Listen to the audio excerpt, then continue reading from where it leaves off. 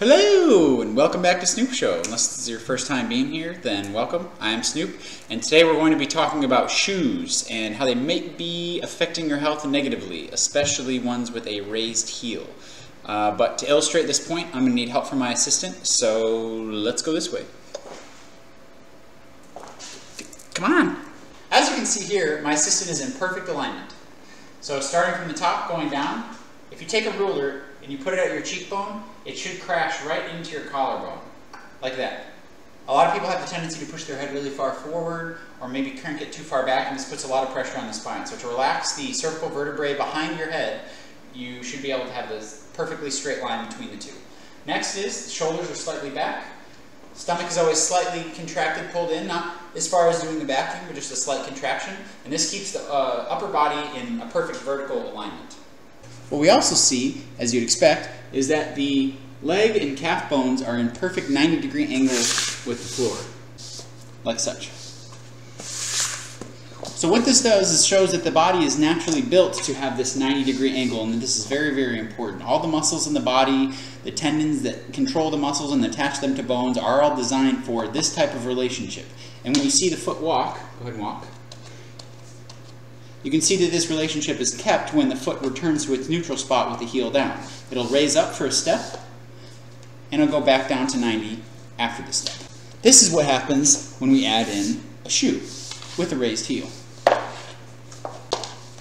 As you can now see, that 90-degree angle is no longer continuous with the ground because the heel was raised. So now, instead of having a perfect 90-degree angle, we have a slightly obtuse angle. So in order for the body to maintain this 90-degree angle at the ankle joint, the body would have to bend forward to keep the same angle as it was. But since you're unable to do that, if you were to actually bend your body far enough necessary to maintain this 90-degree angle, you'd fall on your face. So, since we see people walking around with shoes like this all the time with raised heels, we see everybody walking perfectly upright with a aligned posture, just like we saw earlier before the shoes, yet there's a change down here at the ankle joint. So what this does is it shortens the length of the calf muscle and the hamstring, which is the back of the muscles that run all the way up the leg. When that shortens, because if you look at here, this muscle should be able to reach all the way down to the floor. But since now it only has to go this far, prolonged use of wearing shoes like this are going to shorten the length of that muscle. When it's shorter, much like a bungee rope, it's going to put extra tension on the back of the spine. This is going to pull down your vertebrae and all of the nerves and muscles attached to them. So this is going to lead to back pain, neck pain, postural issues, and over time, the vertebrae that are built to protect the spinal cord inside of them are going to put extra pressure and tear and torsion on the spine inside of it. This is going to affect the nerves that attach from the spinal column to all the different organ systems in the body. Over time, with this tension on the nerves, the signals sent from the brain through the spinal column to the nerves to the organ systems themselves, that communication link is going to be broken down, and you're actually going to see inhibited function of those various organ systems throughout the body. This could be the digestive system, this could be the endocrine system, the musculoskeletal system. Almost every system in the body can theoretically be affected by this, which is why it's so important to align your body such that it functions the way it should and that your nerves aren't compromised simply because of slight musculoskeletal changes such as shoes. At this point, you might be thinking, okay, great, I understand how a raised heel on my shoe can be affecting my posture and perhaps causing pain in my neck and my back and different parts of my body, but I'm not wearing high-heeled shoes. Is this affecting me? Well, actually it is, and here's why. So, here is a typical gym shoe. This is my old pair of Under Armours. And nice shoe, lasts me a long time, it's great.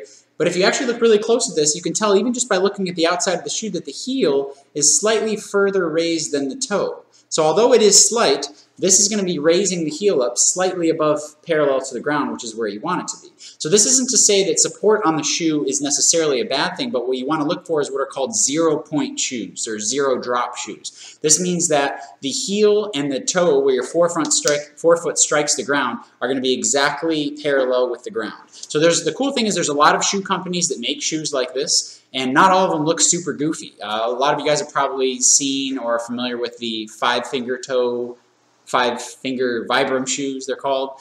And those are really awesome. Those are some of the most minimalist shoes you can possibly get. But there are other companies that I will link to down at the bottom under the video that make some really cool looking shoes. I have what are called Limbs.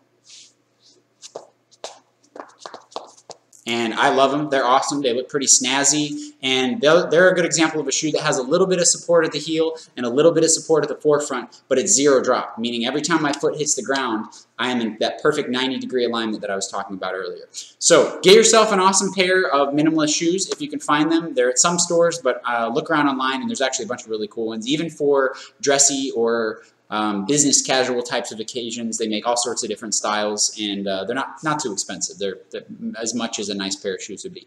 But the other important thing that you can do, and won't cost you anything, and is going to give you perhaps even more benefit, is go outside. Take your shoes off, walk around on the earth with no shoes, no socks, no nothing. So we evolved in a wild landscape, which means we're walking across muddy mud holes and stepping in puddles and stepping on roots and stones and rocks and climbing up trees and running around and jumping on uneven terrain. It's really not natural, and our feet haven't really evolved to keep up with the fact that we're walking on really hard, flat surfaces all the time. Most of our day, unfortunately, if we're not sitting, is spent walking around on really hard concrete or brick or even carpeted floors. I mean, it's a very thin layer of padding between you and the plywood subfloor beneath it. So in order to keep all of our postural muscles strong, and especially the little tiny micro muscles in our feet that are really provide the foundation for a full body of posture and mobility over time, especially as we age, it's really important that we get outside, walk on the earth. You're energetically connected with it, which sounds hokey, but there actually is quite a bit of benefit to what's called earthing. Synopsis of it is that your body builds up a whole bunch of excess positive charge. And normally when you're walking, if you lived outside, you'd be constantly in a electromagnetic relationship with the ground beneath you.